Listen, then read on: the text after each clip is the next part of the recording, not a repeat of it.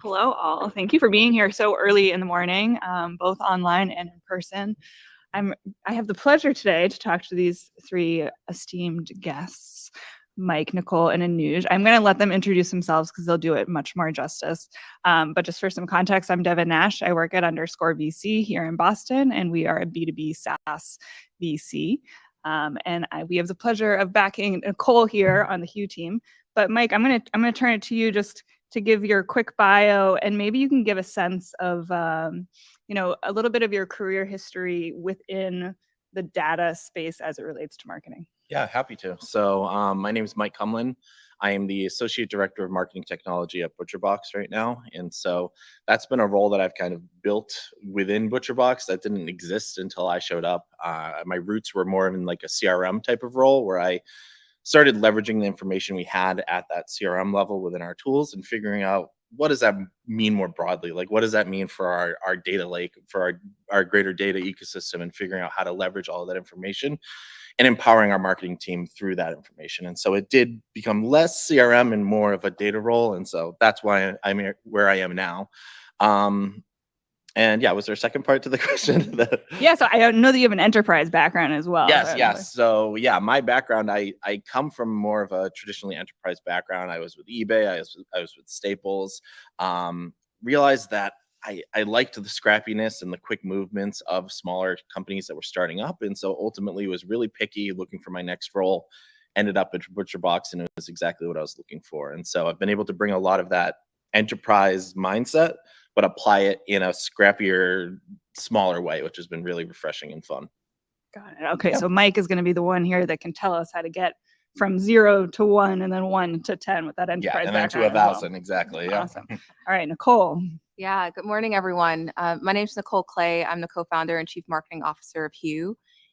At Hue, we're building the operating system to generate and integrate video content at scale on brand and retailers' websites. So my background, I grew up in beauty. I worked at L'Oreal, it's a large enterprise as well, for many moons.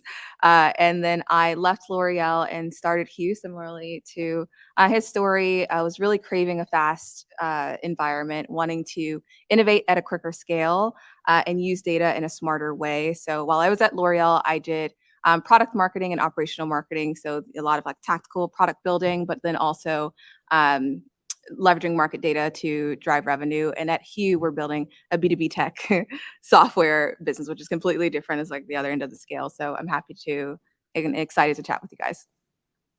And Anuj. Hi, I'm Anuj Adhiya. Currently a growth consultant for startups that are in scaling mode. But I accidentally found myself in this career because I have 2 master's degrees in chemistry and biochemistry, which sounds like a weird thing until you realize that all of this fancy growth stuff is nothing but applying the scientific method to product and marketing. Right? So I spent half my life running away from a career which I just found myself back in. So instead of chemicals in a lab, it's pixels on a screen, but the process is exactly the same. And so that's something that led to a realization that a science background is a real asset in a role like this, because if there's one thing you're taught, it is to have an experimental mindset. Right? And so you're constantly in trying new things mode. And the other benefit is sort of you come with this very healthy state of paranoia, which is that if you did something, every action has to have an equal and opposite reaction kind of thing. Right? So you start to think a little bit more holistically about things rather than the point solution. And so that helps sort of you think more broadly, not only about the thing, but the impact of the thing, which is how you measure through data. Right? And so that's how I find myself here. Yeah, I guess we're trying to break the science with marketing by having a reaction that is not equal and opposite, but outsized.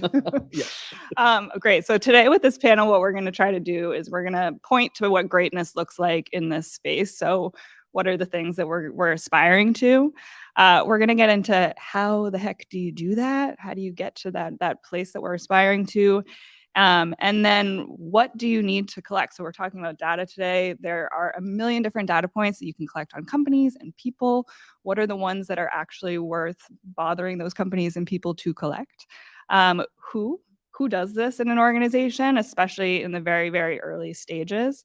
And then we're going to dive in a little bit into failure. Failure is one of my favorite subjects. I'm sure that everyone on this panel has had some, and we want to learn from them. So we're going to think about some of the things that we can avoid doing when we're doing this job of using data to weave into our brand narrative. So to start, Mike, I'm going to start with you.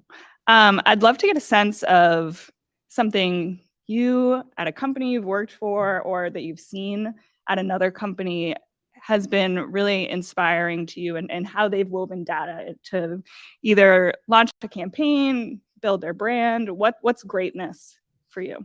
Yeah, and so I mean, I think it's really easy for me to look at ButcherBox and think about what we've done and what we've built over the past 7 years here, where we started, I think I was employee number 60, and now we're hundreds and hundreds of employees, and things have really scaled from there. And it's been one of the things we aspire for is, at least within marketing, when we talk about how we want to be recognized, is we want to be the Disneyland of meat. We want to surprise and delight. We want people to be absolutely enchanted when they're interacting with us and be like, wow, how did they know to do this? How did they think to offer this product? Like, just be completely starstruck and happy to be part of our customer base. To quickly back up, for those not familiar with ButcherBox, we are a direct-to-consumer subscription-based meat delivery service. Our meat is rooted in claims, so antibiotic-free, hormone-free, grass-fed, all the different claims that you see bouncing around. That's really what we're rooted in. But so what we do is, yeah, we use our data to help us become a better brand to our customers and to better serve them. And one of the really interesting things that we've done with our data is we've started to look at purchasing behaviors and trends within our data to say, is this someone that is regularly purchasing product X, whatever it may be? And then noticing when there's changes in those patterns. So, okay, the past 3 months, we've seen you've had chicken breasts in your box, and box 4 is coming up, but you don't have chicken breasts in there yet.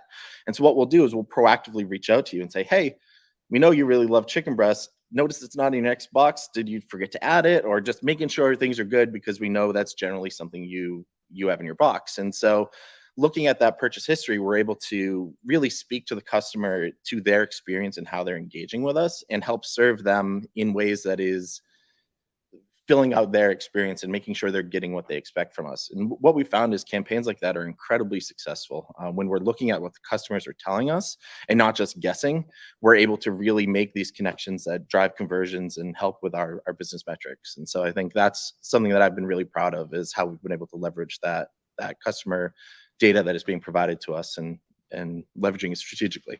That's a great example. And Disneyland of meat. Oh yeah. Wow. Yeah. Love that. The Disneyland of meat. Yep. Yeah.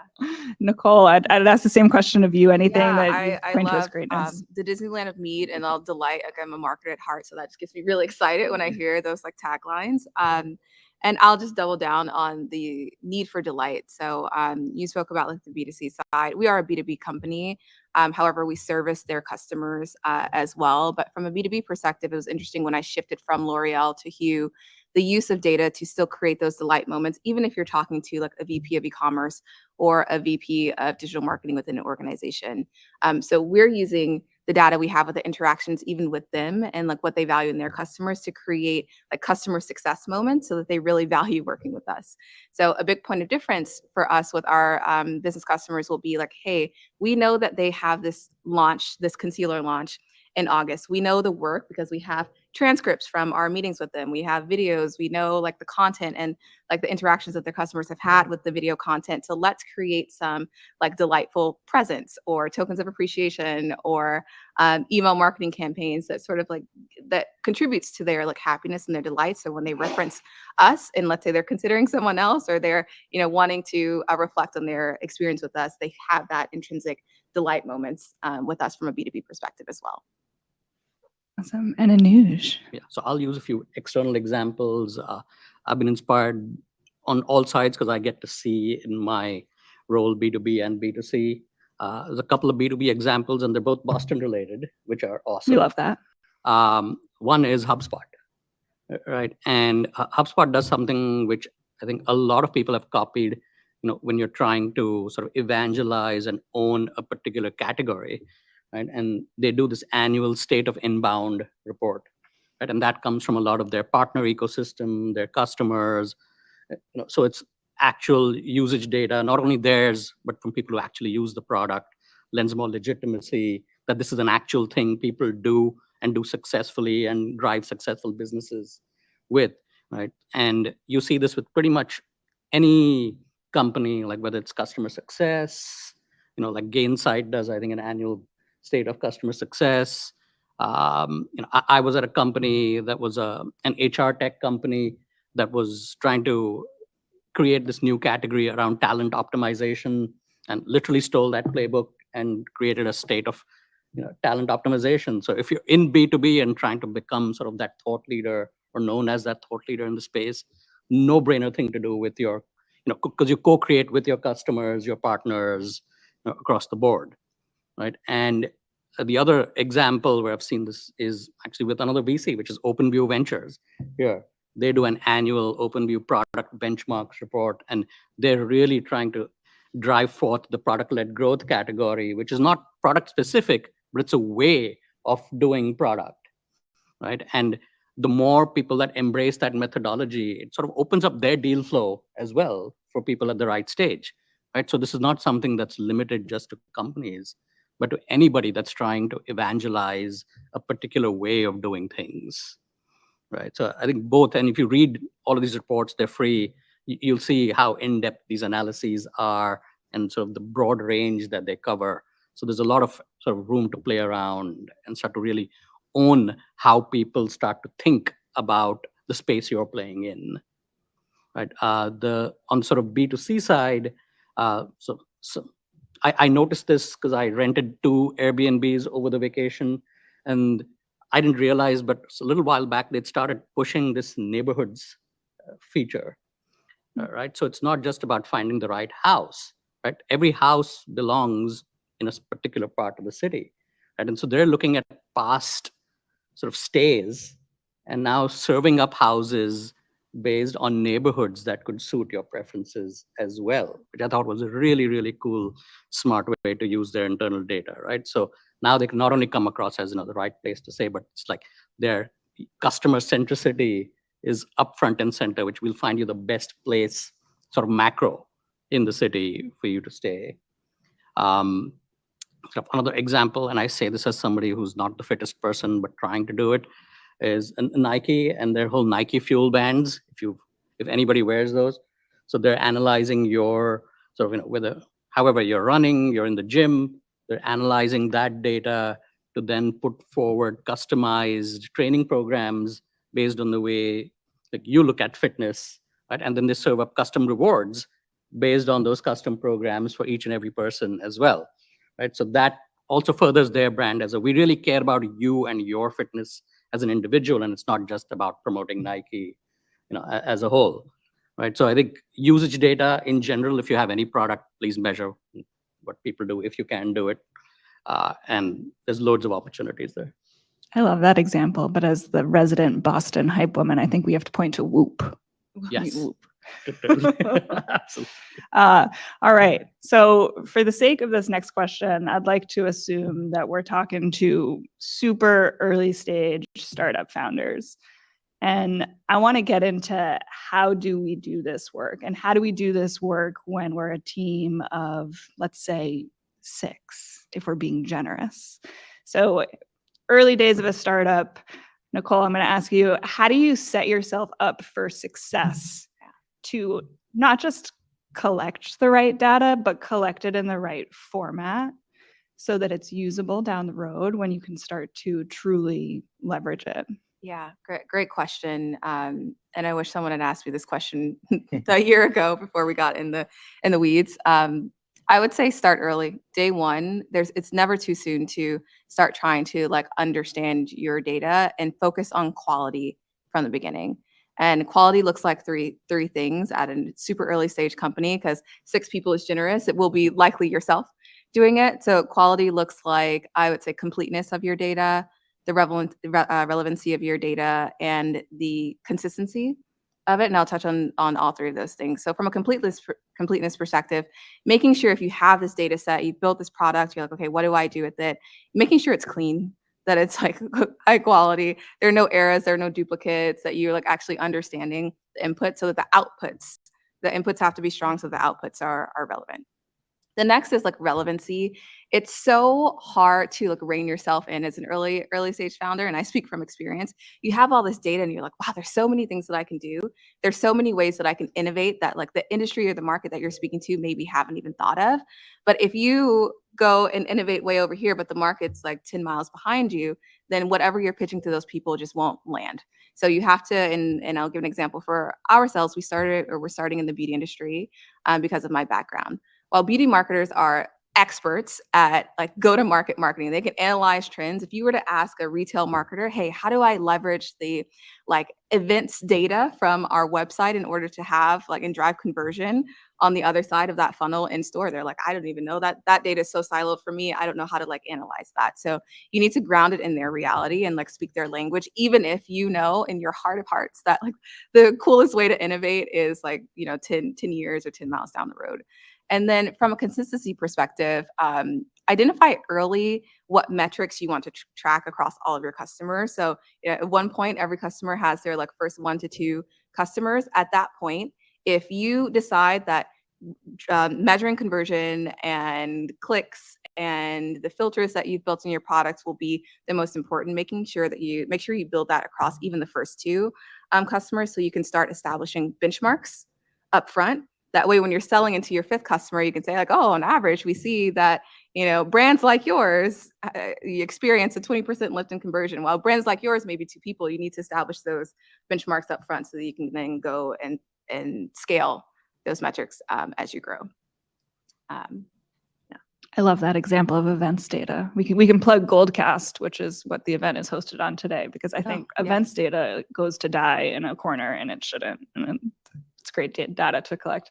Mike, do you have anything to add on top of that? Earliest stages. Yeah, I love Nicole's answer and kind of touching on those core concepts of what's important. But beyond that, I think doubling down on having focus within your data and acknowledging that you could capture every and any metric under the sun around your customers, but really understanding that what are these core pieces that actually tell me what I need to know about them. And so sometimes that might just be their email address. Other times that might be where they actually live or persona-based information or whatever you're collecting. It really comes down to identifying what do I need to know so that you don't have a bloated database that is just overwhelming. People don't know how to navigate it and they can't successfully get what they need out of it. Beyond that, on the other side is make sure you're at least aware of the basics of the PII laws. It's very easy, so that's a personally identifying information laws, where you can collect someone's birthday as long as you don't collect the year. You can collect the day and the month. And so it's stuff like that where don't stage yourself for where you're going to have a year down the road, a legal person involved and red flags everywhere, having to clean up your data and retroactively update things and remove things, whatever it may be. The information is readily available. I'm sure there's tons of great resources, but I think it's really valuable to just understand the fundamentals of some of the data laws out there right now. They're changing year over year. And so you just want to make sure you're not putting yourself in a tough spot when it comes to building out your database from day one, because it's very easy. Like literally just having the year on someone's birthday can get you in trouble in certain databases. And so, yeah, beyond and what they're was already changing said. fast, even with mobile numbers. Oh my gosh, SMS is Yeah. Wild West. It's but yeah, we're looking at data. I think what Nicole said, plus that, beware of your compliance and be aware of you don't need to collect everything and solve everything at once. It's okay to have a small collection of data at first. And Nuj, would you like to build on that? Yes, I'll just add a couple things I've been burnt by personally. One is actually know what your data means, right? When somebody says, signed up, what does signed up actually mean? You'd think you know, but sometimes you don't really, right? It can be as simple as that. So have really clear definitions, right? Granular definitions. What does this mean when we say X has happened, right? Is there a frequency associated with it? Is there a number of times the thing has happened before you record it? Whatever it is, I'd get super granular with that.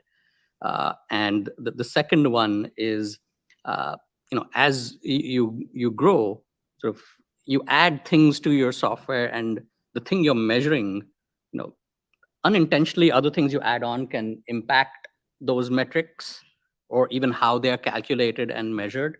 So it's always a good idea to, whether it's every 6 months, every year, go back and sort of audit your data again.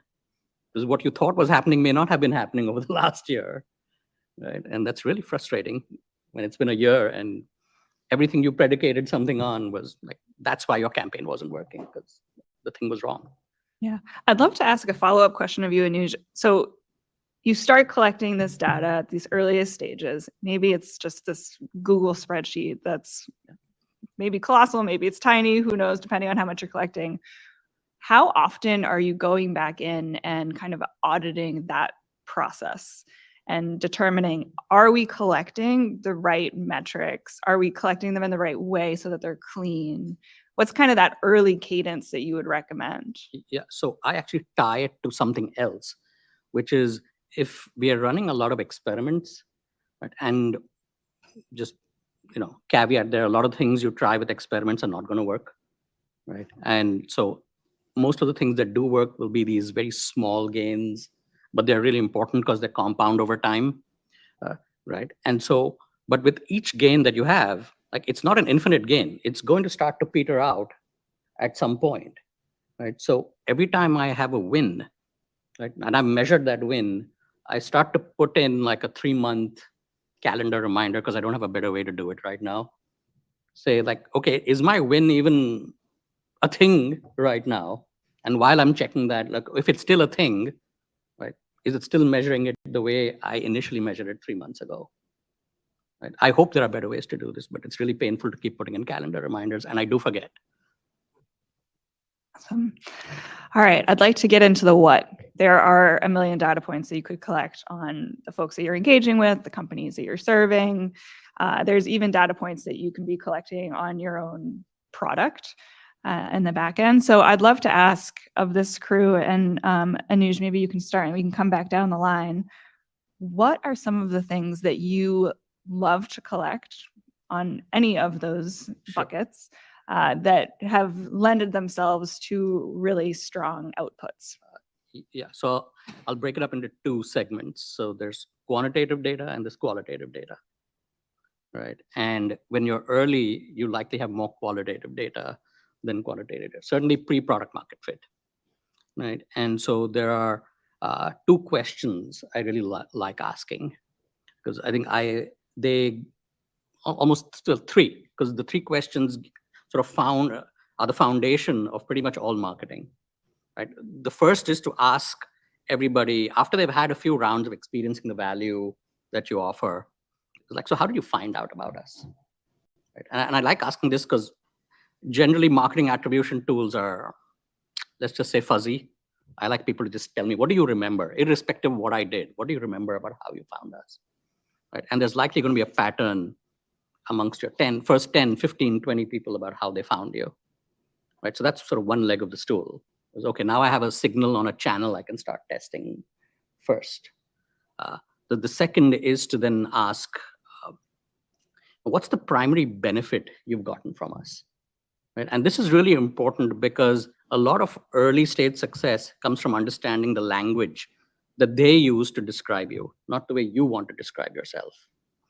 Right? And a very sort of simple way to leverage this information is, if you get 10, 15, 20 people answering this, just take their responses, throw them into some online word cloud software. I promise you 1 or 2 words are going to be bigger than the rest.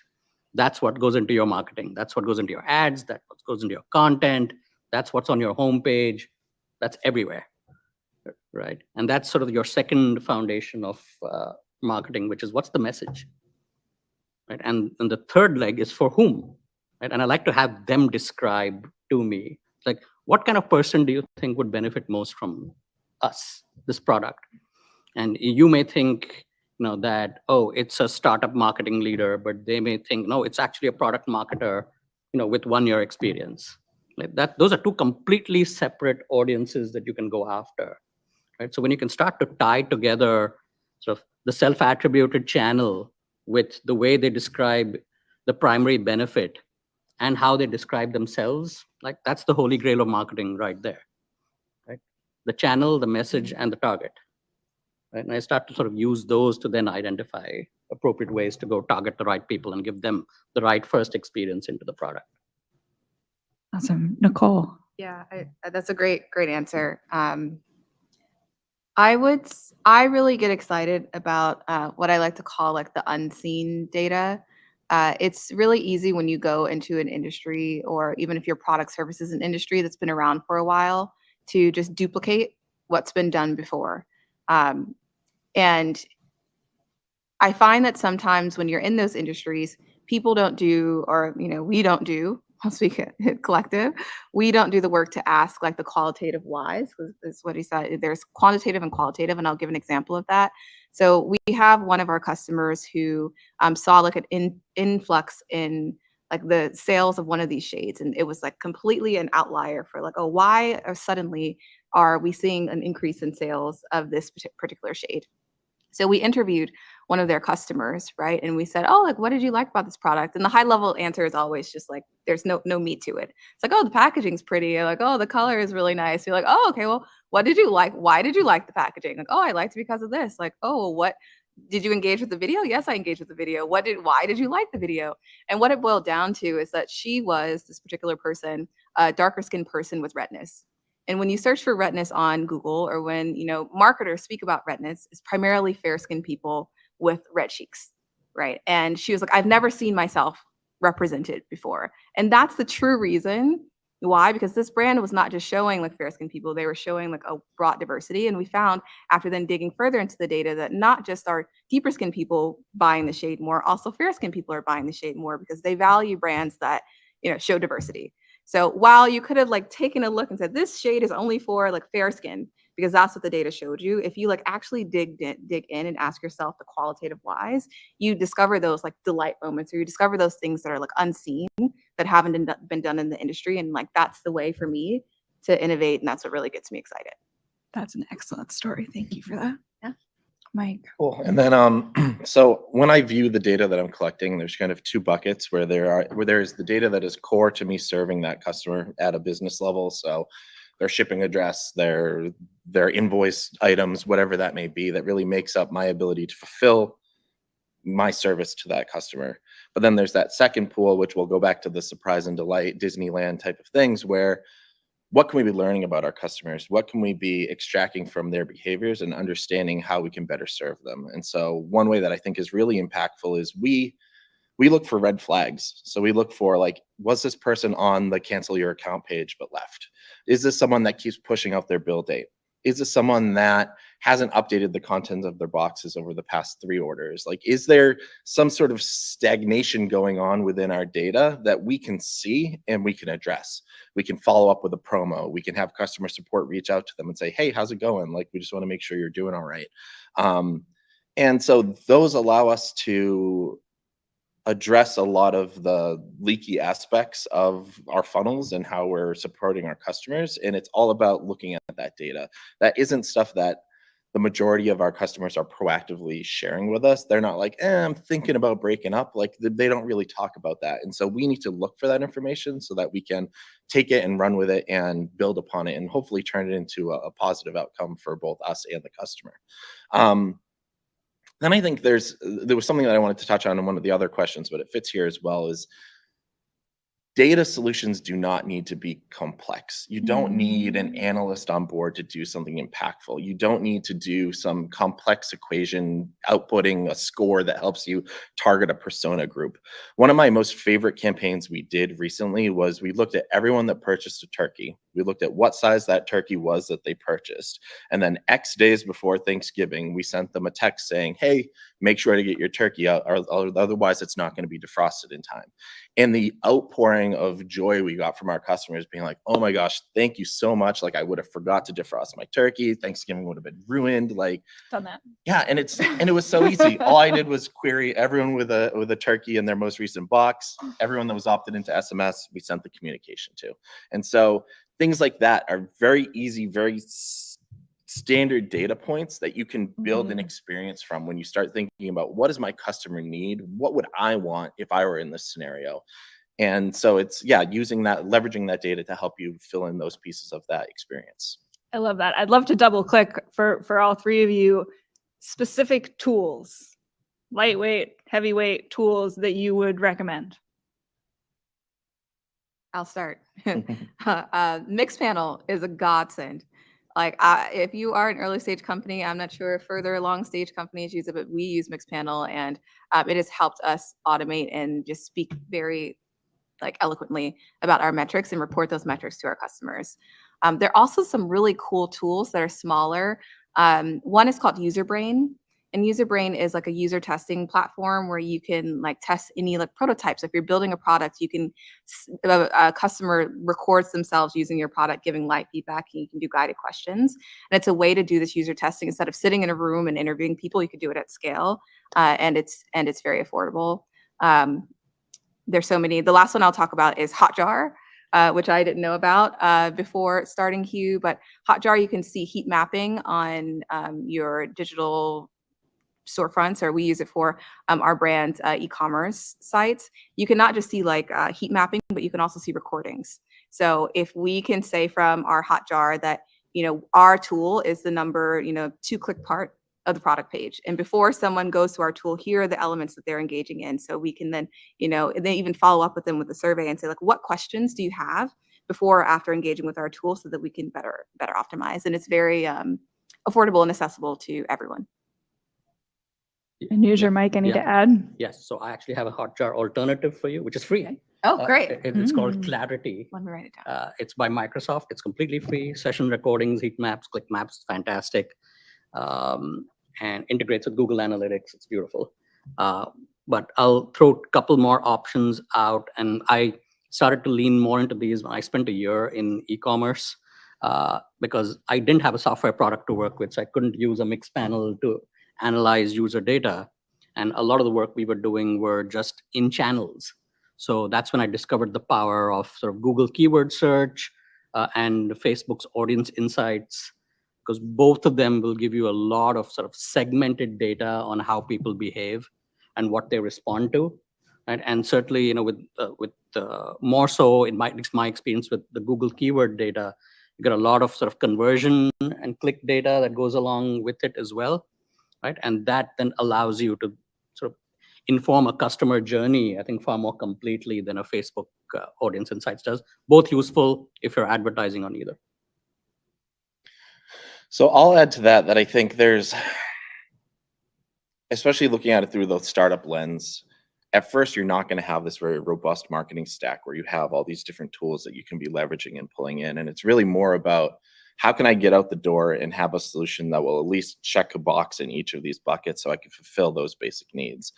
And luckily, a lot of modern CRM platforms now offer those fundamentals where you may not have an analyst on your team. You may not have Power BI dashboards being built out for you, but you can at least get into tools like, for example, we're a Klaviyo shop right now. Speaking of Boston companies, a lot of what I do on any given day, I can do exclusively through Klaviyo. Obviously, we do have analysts and we have a lot more data work going on. But as far as the assessments that I need to be making and the analysis I want to do, often I can do it right within that tool. And so I think it's important to not get caught up and feel like you need to buy a solution for each piece of your business, and really, at least out the door, find something that can more broadly fulfill all of your needs, because that is going to allow you to, first of all, have a very optimized stack where you're not having to worry about data parity and making sure everything is aligned and working together nicely. It allows you to focus, and then it just keeps everything in one spot. And so that's, if I could start over again from the beginning, I would consolidate as much as I can into a single platform so that I can work from a common place and everyone else can work there, rather than everyone on their own little islands trying to collaborate. And so I think that's my thoughts there. Yeah, can I add? I could totally agree, and I wouldn't be intimidated by these bigger companies because they have a lot of startup programs. So we benefited, for instance, with HubSpot. If you qualify for their startup program, we got a 90% discount. So we could use basically their full suite for the first year or two, and the discount decreases. So definitely account for those costs in year 2 or 3. However, we were able to use it in a very comprehensive way. That's awesome. So we heard Mixpanel, UserBrain, Hotjar, Clarity by Microsoft. Of course, Facebook and Google have tons of data, and HubSpot and Klaviyo, two awesome Boston companies, and we wish Klaviyo luck as they go public in a few weeks' time. All right, let's talk about privacy, everyone's favorite topic in marketing. When you are collecting data on your users, on whether they're a company or an individual, you have to be very careful about how you're doing that. Mike, you touched on this a little bit, but I'd love for you to kind of round it out. At the earliest stages, how should you be thinking about collecting your data in a way that is compliant? Yeah, and so I mean, ideally, you've chosen one of those CRM platforms that is going to have a freemium, a welcome type of package where you can get in the door. Because a lot of those are going to inherently have built-in roadblocks where if you try to upload certain data, it's gonna be like, hey, hold on, like you're not supposed to have that right now. Birthday is the one that or birth year is always the one that I kind of go to because it's a very easy to understand concept of all right, that's data I can't have. If that leaks, that could compromise that person's identity. And so yeah, like don't just store it on a Word doc on your desktop. Make sure that it's somewhere that has some sort of compliance infused with the platform. Yeah, that's how I've always done it. It's like it's never been something that's just like, oh, someone's holding on to the database. Make sure that it's actually in a centralized position and that you have someone else looking over it for you. And if not, just be really careful about what you're collecting. Like collect email addresses, first name, last name, and that core data I was talking about before, like whatever you need to do your business to complete your business. But beyond that, the more you collect about people, the more you are going to be in a position where you potentially are compromising PII, and it can get real fishy after that. So yeah, hopefully people in the audience and at home are not worried about that spreadsheet on their desktop right now. All right, Nicole or Anuj? Yeah, I thought that was great. Very well said. I would add to, it's very painful in the beginning and it's easy to say, oh, I'll deal with this later. It takes more work to fix it down the line than it does to take, the few hours or so to get it right in the beginning. So for the early stage founders, definitely get it done. And then also the permissions. If you have, make sure you're collecting those permissions and don't shy away from that. I've spoken with a lot of founders. They're like, oh, if I add this step in the process, then, we experience like X amount of churn. So, well, that's up to you to figure out how to like word it and like integrate it from a design perspective or a user experience perspective where it's not like a hindrance in the customer's experience. Like don't intentionally discard it because of other impacts on your business. And like for us, we're collecting video. We're also collecting a lot of our customers' data from like we know more about our customer's customer than they do. Like we can say someone has acne and was recently pregnant and lives in this humid climate, whereas they know their email address and their credit card number. So we have to be very careful about like establishing permissions and being upfront about that we have that data and our intent to use that data in a specific way. Yeah, so all yes to all of this.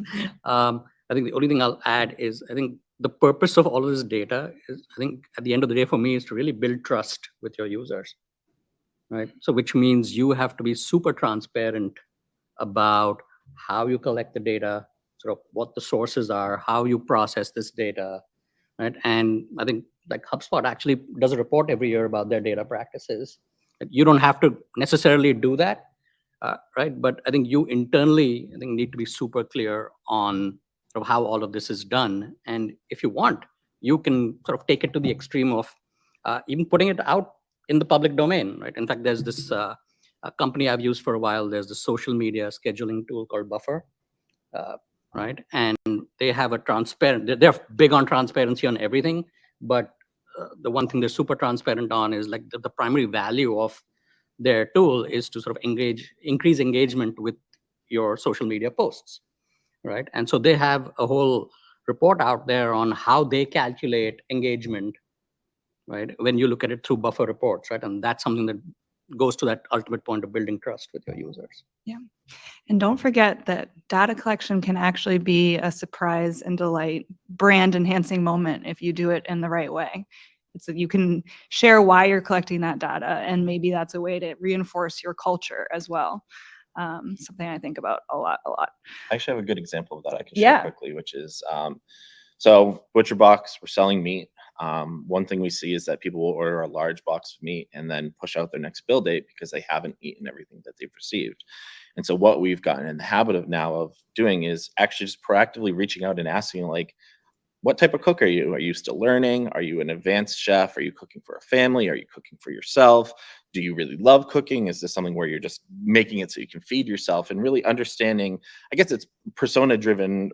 We're doing persona work, but what we're doing is understanding what type of consumer is this person. And I find that some of the best data that we get is the data that we ask the customer for, and they provide it for themselves to us proactively. And so you also have to acknowledge you're not going to get that piece of data for every single person within your database, but of those people that you do, they now are like gold tier records within your database, and you can really start doing lookalike modeling then and say, okay, well, if this customer is this type of person, who else in my database matches these types of attributes, and I could also assume that this person fits within that group. And so while we may have only gotten 1,500 replies out of however many we were expecting, we can then stretch that data and get a lot more out of it by applying it more broadly through persona work. And I think stuff like that is just really valuable, and it was just a matter of asking. It's just saying, hey, what do you think of yourself? Like, what's on your mind? And so I really like those types of opportunities where you collect the data from the customer rather than dragging it out of them or whatever that may be. It's more of a conversation, and I really like those opportunities. Thank you for sharing that. All right, I want to get into the who. So this is often the question that folks are asking themselves as they're scaling. Who is the person that does this work in the earliest days, and how do you think about that as you grow? And Anuj, I'd love to start with you because you've got this great consultancy background where I'm sure you're advising people on this is when you make the first hire, and before this person does this.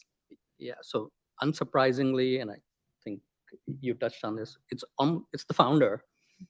It's sort of doing this up front. Or it's just somebody who has a more analytical bent. They don't really have a title because early stage, everybody's wearing different hats anyway.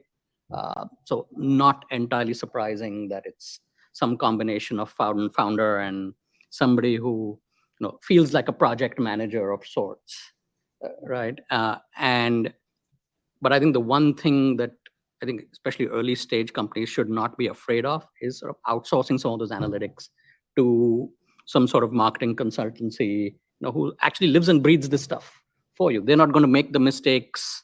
They're not going to spend the time learning about laws and rules. Like, they're already doing it, right? So if you have the flexibility to go and engage a company like that, and in fact, HubSpot did this.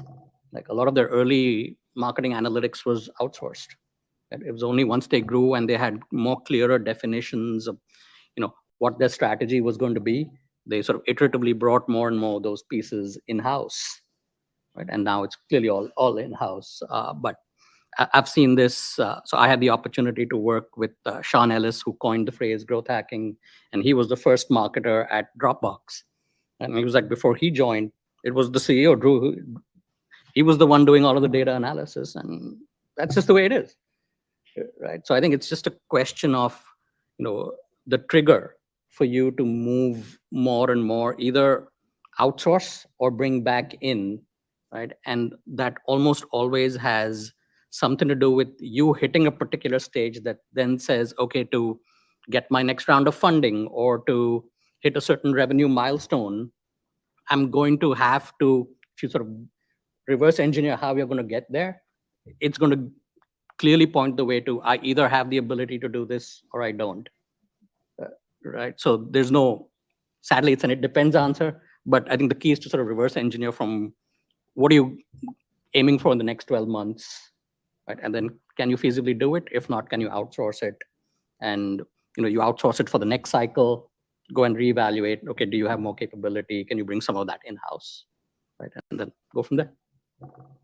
Nicole, maybe you can speak to how you do it at Hue. Yes, the founders do it. That's the short answer. We've been fortunate enough where we could manage it among our founding team and not have to outsource it. I would say if we decide to outsource it at any point, or we've been discussing maybe bringing in a data scientist as we build out our team in the future, I would just like caution, there should always be someone who can look at data holistically across the organization. So for us, we have our customers and the interactions of our tool, the events on their digital platform. Then we have our like our video collection engine. We also have our customer success from our customer success team. We have our sales team that's collecting like market data and trend data. So there needs to be someone to look at all that and say, hey, maybe here's what we should be doing from a product perspective, or like, hey, there's this like great opportunity that maybe the sales team doesn't see, but that has been identified on the customer success side. So just be wary of outsourcing. Even as a founder, you should always be aware of all the data within your organization. And Mike, how does this work at ButcherBox?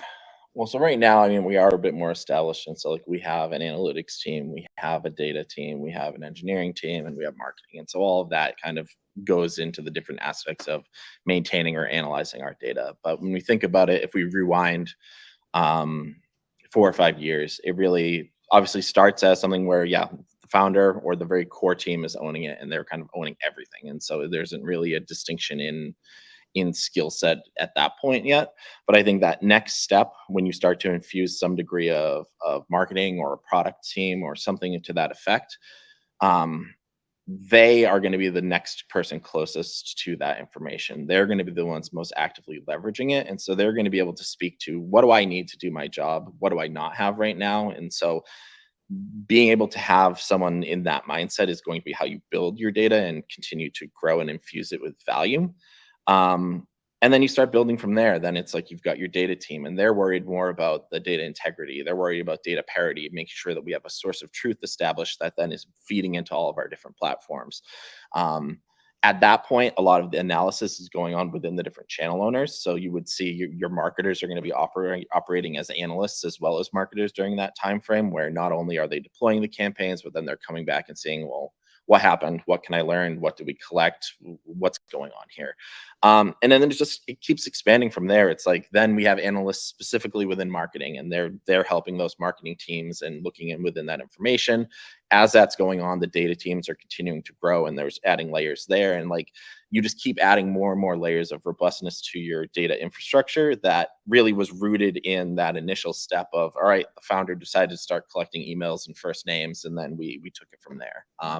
I think the main takeaway, or my main learning when it comes to maintaining a database and establishing one, is that it should never be owned by one person. It needs to be something that is collaborative, because everybody within your company ultimately is going to be using that data slightly differently. And so you need to make sure that all those voices are preserved as you continue to grow, or you're going to end up in scenarios where you're accidentally pulling the rug out from under each other by maybe, oh, whoops, we changed the format on something and now it doesn't work how we had the logic set up, whatever that may be.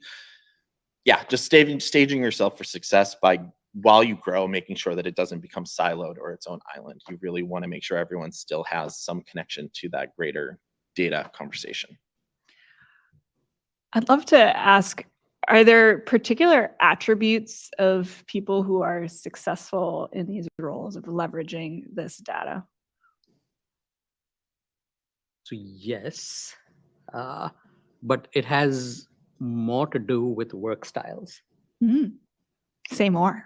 Right. And I only found this out, and this is going to sound like a bit of a plug for a company I don't even work for anymore. But I worked at this company I was talking about called the Predictive Index. And one of their products was a behavioral assessment, which was basically a people analytics tool to understand what a sweet spot would be for the way you work. Because every role requires you to work a certain way to be successful in that role. Right. So, for example, if I want to work in sales and I'm this introvert who just doesn't talk, not going to work out, right? And so, similarly, for somebody who's going to work, with data and needs to ensure data integrity, right? This is something that cannot be wrong, right? And so, you can and should sort of filter for people who are super data oriented, super detail oriented. You can actually filter for people who believe that there is a right way to do things, and it's not just enough to as long as I get from A to B, who cares, right? And so I think this is sort of a sorely missed opportunity across any kind of role to to sort of understand beyond any resume or any skill set, like how is the person even hardwired to work, and can they work the way I need them to work to be successful in this role, right? So yeah, detail oriented, and you know how they say speed is an asset in startups. Right? There Yeah. are some roles within startups where speed is absolutely not an asset. This is not a move fast and break things role. Right. This is a get it right. Yeah. You actually want everything to stop if it's not right. Right. And so these people are super valuable in this kind of role. Nicole or Mike, would you add any attributes to this? Nothing comes to mind. Yeah, nothing comes to mind. And I don't know. I don't know if I like to challenge the norms, or I just like to operate a little differently. But like I view myself as more of like a dreamer, more of a conceptual. Well, you work at the Disneyland. Yeah, at the Meet. Disneyland of me. Yeah, exactly. But like, so when I think of your standard data person, it is someone that's very details oriented, lives in spreadsheets, probably has their entire day planned out, very, very detail oriented, where I found that sometimes it's better to have someone that is a little more aloof and a little more artsy and whatever that may be. And that brings a perspective to what is traditionally a very rigid, structured space, where you might find that there's opportunities for those dreamer moments where you get to infuse something a little interesting. And so I think it's more looking at the composition of your team, not just, oh, what type of data person do we need, but what do we bring to the table right now? And we do this exercise, I think, annually at ButcherBox, where we do different personality assessments and scoring and things like that to understand where everyone is coming from. But yeah, I don't think a data person necessarily has to be that stereotype. I think their modern data and the way we collect data and the way we leverage data is something that is constantly growing and being innovated upon. And it's okay if you have someone that's a little more innovative as well in that type of space. I like Yeah, that. and I totally agree with this, by the way, right? Because it really is, and the important thing is what's the composition of the team, right? And you need people to balance each other out, right? So you need as much of the, yeah, this is the right way, versus the complete dreamer who's like, yeah, but could we also think about it this way, to just force the team to think a little bit outside the box, because that's really what helps startups work. All right, we're looking for some left brain and right brain thinking here. I think this session is flying by, and we might want to do some audience. We can move to some audience Q&A. Is there anyone here who would like to grab the mic and ask a question of the group? Thanks. Hi. Thank you so much for your time this morning. I'm Tori. I'm a B2B software founder, and we operate on a subscription model. So unfortunately, in subscription, sometimes churn happens, right?